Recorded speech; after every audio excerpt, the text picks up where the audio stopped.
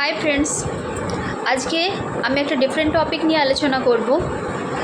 সান, moon, Mars এই অবধি তো গেল। এবার যেটা আমি আজকের যে টপিক নিয়ে আলোচনা করব সেটা হলো মার্কারি।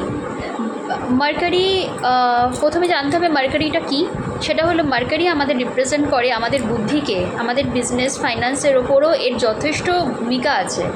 তো একটুখানি এটা খেয়াল রাখবেন যাতে আপনাদের বাড়িতে কখনো কোনো শুকনো গাছ রাখবেন না।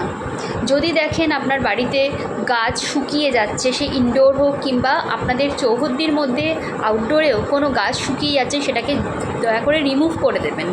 কোনো শুকনো গাছ বাড়ির মধ্যে না রাখাই ভালো। এতে করে বাড়ি যার তার কিন্তু এটা খুব ইম্পর্টেন্ট হয়ে যায় যে তার চার্টে হয়তো কোনো না কোনোভাবে মার্কারি ডিপ্লিটেড হচ্ছে। তো এই সবের জন্য কিন্তু তার ফাইন্যান্স রিলেটেড কোনো প্রবলেম আসতে পারে, হয়তো তার ডিসিশন মেকিংয়ে প্রবলেম হয়ে যেতে পারে, কিংবা সে অনেক সময় তার বুদ্ধি ঠিকমতো কাজ করছে না, সে ভুলভাল কাজ করতে পারে। কেননা আর যাই হোক না কেন, আমাদের লাইফে আমাদের বুদ্ধি দিয়ে যদি আমরা কাজ করি অনেকাংশে আমরা অনেক জায়গায় সফলতা পেতে পারি। কেননা বলে না, বিদ্যার চেয়েও বুদ্ধি বেশি। তাই বুদ্ধি মেন কারক যে মার্কারি, এটাকে স্ট্রং আর এটাকে ব্যালেন্স রাখাটা কিন্তু আমাদের সবারই দরকার।